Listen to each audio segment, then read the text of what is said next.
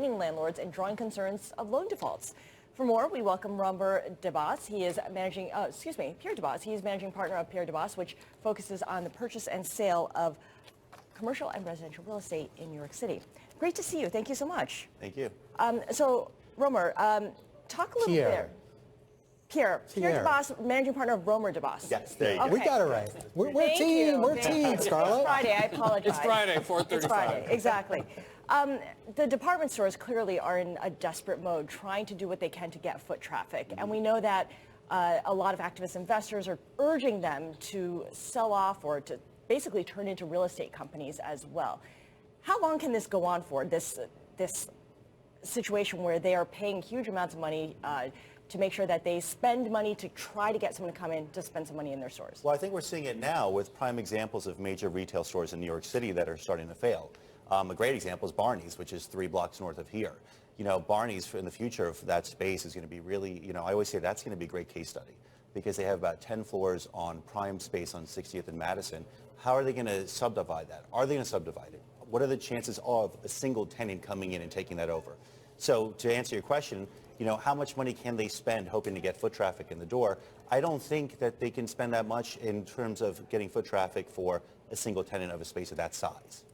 So, when we look at the real estate landscape here, there are still some physical areas that do well, I guess, if you have the rents right. One of the big complaints as to why you see so many vacancies is that the retailers say, well, we can't afford it. They're just too high. Why aren't you seeing the prices come down a little bit more to match the demand? Yeah, logically, the landlords would just cut pricing and there'd be an additional, demand would increase.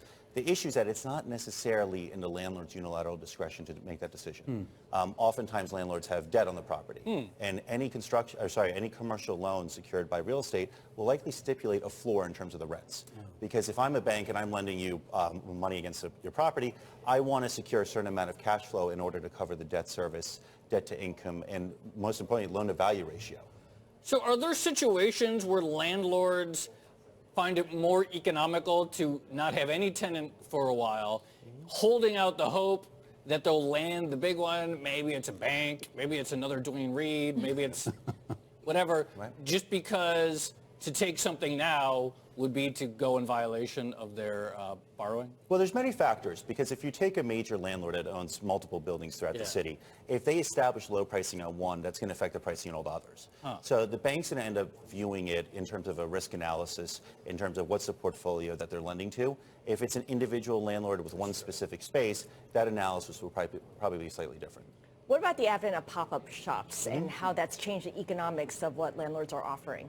The pop-up shop, that's something that landlords are going to have to become more comfortable with. Obviously, the risk there is the lack of consistency. Yes. In any commercial lease, they're roughly between 10 to 15-year terms. Now, landlords and banks rely upon that projected cash flow in order to, operate their businesses. Pop-up stores come in for, you take Halloween, for instance. There's always all these mask stores and costume stores that come about for 30 days.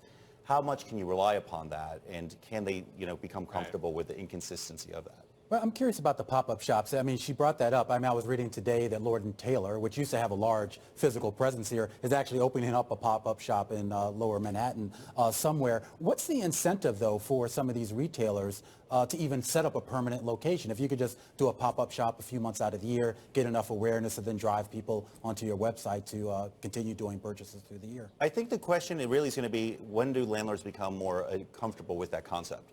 The incentive now is that not many landlords were permitted. So you take a space like Lord & Taylor, I don't even know how many square feet that is. And that's been vacant. It's been 2-3 years now. It's like 700,000, I believe. Yeah. Right. So I guess from their perspective, any cash flow is better than no cash flow. Right. So they don't really have, much of a choice where other landlords will. All right. Great stuff. Really appreciate your perspective. Pierre Debbas, managing partner at Debbas. Now,